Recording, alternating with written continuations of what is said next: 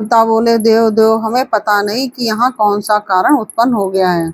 हम किसके तेज से संतप्त हो उठे हैं, यह आप ही बतलाइए। दीन बंधो, आप अपने दुखी क्षेपों के रक्षक तो आप ही हैं। अतः शरणदाता रमानाथ, हम शरणागतों की रक्षा कीजिए, रक्षा कीजिए।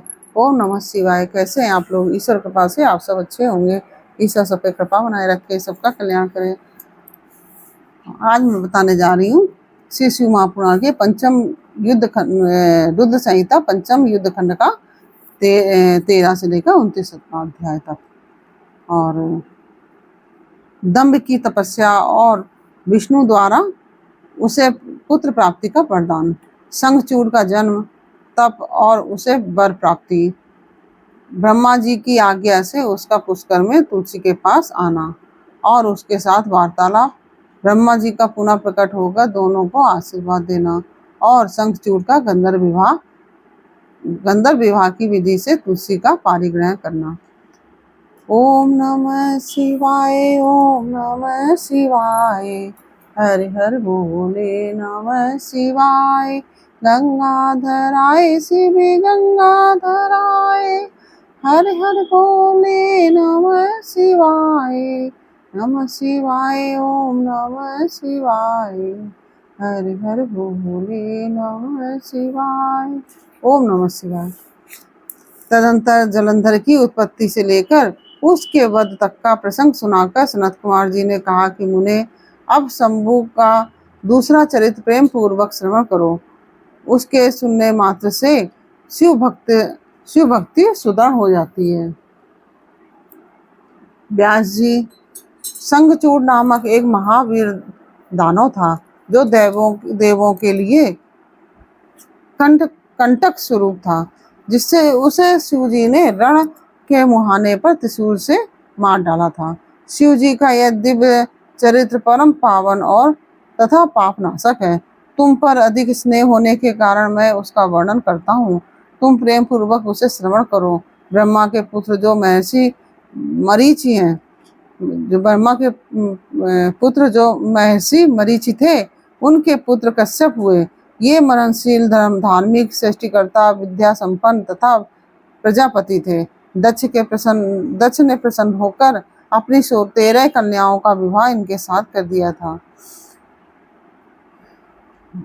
13 कन्याओं का विवाह इनके साथ कर दिया। उनकी संतानों का इतना अधिक विस्तार हुआ कि उसका वर्णन करना कठिन है। उन कश्यप पत्नियों में एक का नाम धनु था, जो वह श्रेष्ठ सुंदरी तथा महारूपवती थी। उस साध्वी का सौभाग्य बढ़ा हुआ था। उन्हें उस धनु के बहुत से महाबली पुत्र उत्पन्न हुए। विस्तार भय से उनके नाम नहीं गिनाए जा रहे हैं। उनमें एक का नाम विप्रचित्ति था, जो महान बल पराक्रम से संपन्न था। उसका पुत्र दंभ हुआ, जो जितेंद्रिय, धार्मिक तथा विष्णु भक्त था। जब उसके कोई पुत्र नहीं हुआ, तब उस वीर को चिंता व्याप्त हो गई।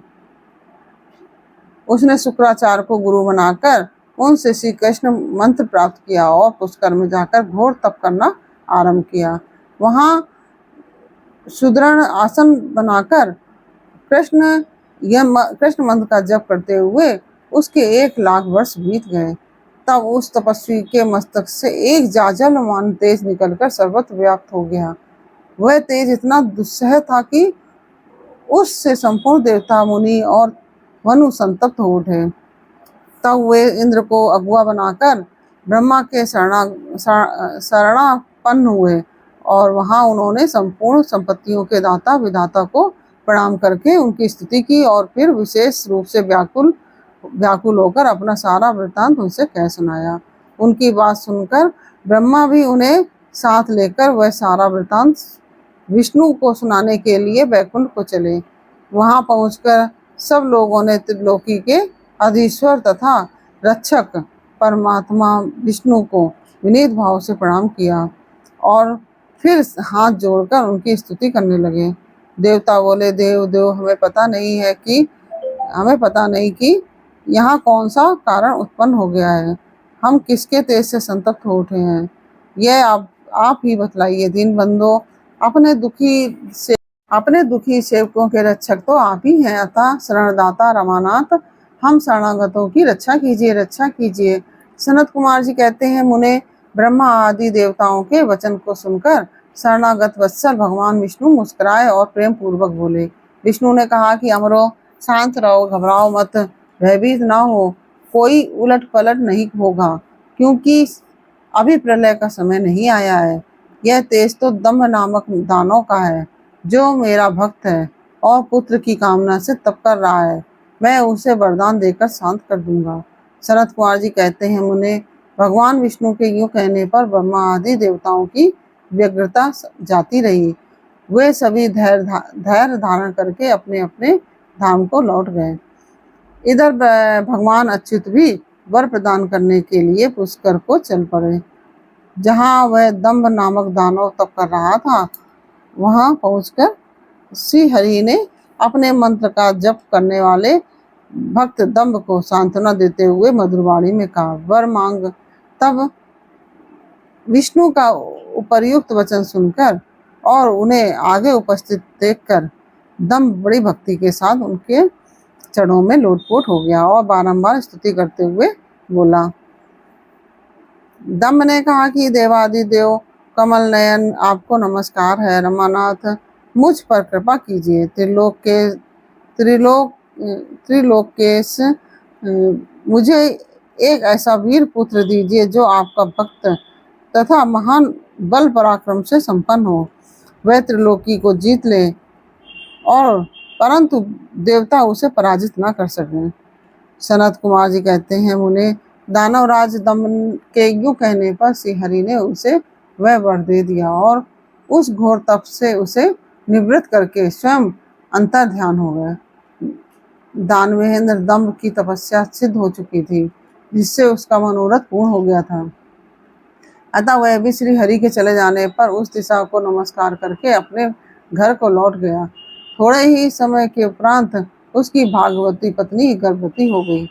वह अपने तेज से घर के भीतरी भाग को प्रकाशित करती हुई शोभा पाने लगी। उन्हें श्री कृष्ण के पार्षदों का अग्रणी जो सुदामा नामक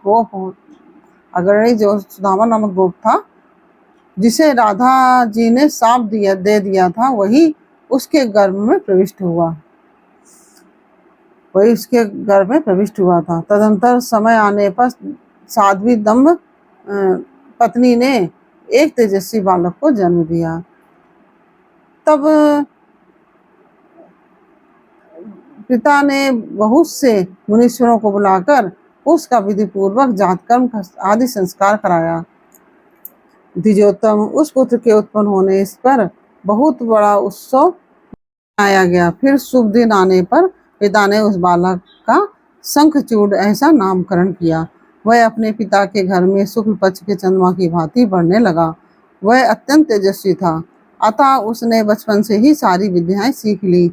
वह नित्य बाल क्रीड़ा करके अपने माता पिता का हर्ष बढ़ाने लगा और अपने समस्त कुटुंबियों का तो वह विशेष रूप से प्रेम भाजन हो गया। तदंतर जब शंखचूड़ बड़ा हुआ, तब वह जैगी सभ्य मुनि के उपदेश से पुष्कर में जाकर ब्रह्मा जी को प्रसन्न करने के लिए भक्ति पूर्वक तपस्या करने लगा। उस समय वह एकाग्र मन हो अपनी इंद्रियों को काबू में करके गुरुपदिष्ट ब्रह्म विद्या का जाप करता रहा। यूं पुष्कर में तपस्या करते हुए दानवराज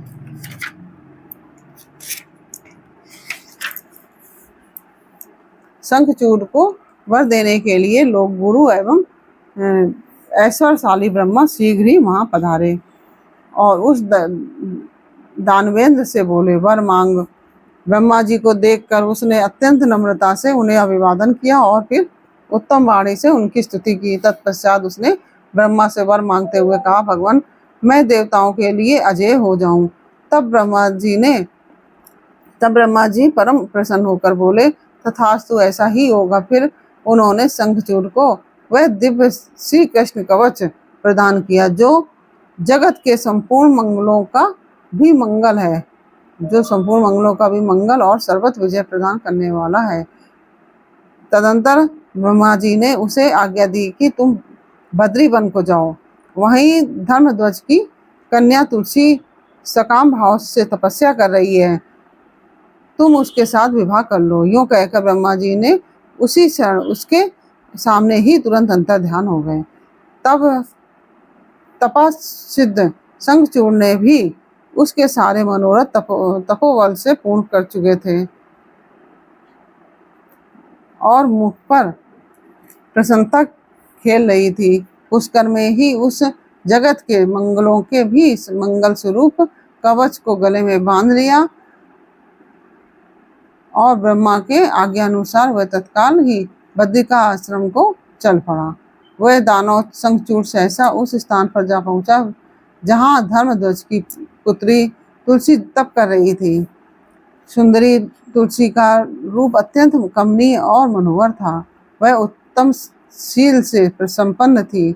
उस सती को देखकर शंखचूड़ उसके समीप ही ठहर गया और मधुर वाणी में उससे बोला। शंखचूड़ ने कहा कि सुंदरी, तुम कौन हो, किसकी पुत्री हो, तुम यहाँ चुपचाप क्यों बैठकर क्या कर रही हो, ये सारा रहस्य मुझे बतलाओ।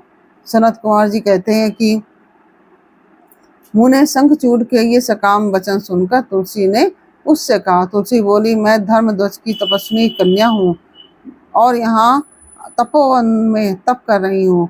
आप कौन हैं? सुखपूर्वक अपने अभीष्ट स्थान को चले जाइए, क्योंकि नारी जाति ब्रह्मा आदि को भी मोह में डाल देने वाली होती है। वह यह विश्व तुल्य निंदनीय दोष उत्पन्न करने वाली माया रूपिणी तथा विशालशीलों को भी श्रृंखला के समान जकड़ लेने वाली होती है। सनत कुमार जी कहते हैं, मेरे से तुलसी जब इस प्रकार रस भरी बातें कहकर चुप हो गई, तब उसे मुस्कुराती देखकर शंखचूड़ ने भी कहना आरंभ किया। शंखचूड़ बोला कि देवी, तुमने जो बात कही है वह सारी की सारी मिथ्या हो। ऐसी बात नहीं है, उसमें कुछ सत्य है और कुछ असत्य भी। उसका विवरण मुझसे सुनो। शोभने जगत में जितनी पतिव्रता नारियां हैं, उनमें तुम अग्रणी हो। मेरा तो ऐसा विचार है कि जैसे मैं पाप बुद्धि कामी नहीं हूँ, उसी प्रकार तुम भी काम पराधीना नहीं हो। फिर भी इस समय मैं ब्रह्म जी की आज्ञा से तुम्हारे समीप आया हूँ और गंधर्व विवाह की विधि से तुम्हें ग्रहण करूँगा। भद्रे, क्या तुम मुझे नहीं जानती हो, अथवा तुमने कभी मेरा नाम भी नहीं सुना है? अरे, देवताओं में भगदड़ डालने वाला शंखचूड़ मैं ही हूँ। मैं दनुज का वंशज तथा दम्भ नामक दानव का पुत्र हूँ। पूर्व काल में मैं श्री हरि का पार्षद था। मेरा नाम सुदामा गोप था। इस समय मैं राधिका जी के शाप से दानव राज शंखचूड़ होकर उत्पन्न हुआ हूँ। ये सारी बातें मुझे ज्ञात हैं, क्योंकि श्री कृष्ण के प्रभाव से मुझे अपने पूर्व जन्म का स्मरण बना हुआ है। सनत कुमार जी कहते हैं, मुने तुलसी के समक्ष यूं कहकर शंखचूड़ चुप हो गया। जब दानवराज ने आदरपूर्वक तुलसी से ऐसा सत्य वचन कहा, तब वह परम प्रसन्न हुई और मुस्कुराकर कहने लगी। तुलसी बोली, भद्र पुरुष, आज आपने अपने सात्विक विचार से मुझे पराजित कर दिया है। जो पुरुष स्त्री द्वारा परास्त न हो सके और वह संसार में धन्यवाद का पात्र है, क्योंकि जिसे स्त्री जीत लेती है वह पुरुष सदाचारी होते हुए भी सदा अपावन बना रहता है। देवता, पितर और समस्त दानव उसकी निंदा करते हैं। जनना शौच तथा मरणा शौच ये ब्राह्मण जनना शौच तथा मरणा शौच में ब्राह्मण 10 दिनों में, क्षत्रिय 12 दिनों में, ब्राह्मण 10 दिनों में और क्षत्रिय 12 दिनों में और वैश्य 15 दिनों में शुद्ध हो जाता है, तथा शूद्र की शुद्धि 1 मास में हो जाती है। ऐसा वेद का अनुशासन है।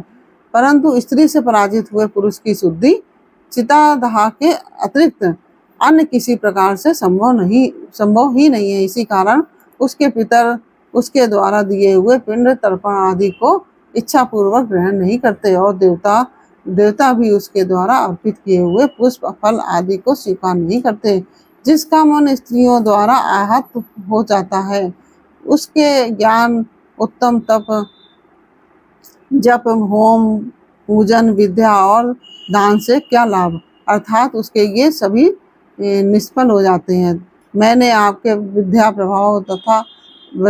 प्रभाव और ज्ञान की जानकारी के लिए ही आपकी परीक्षा ली है, क्योंकि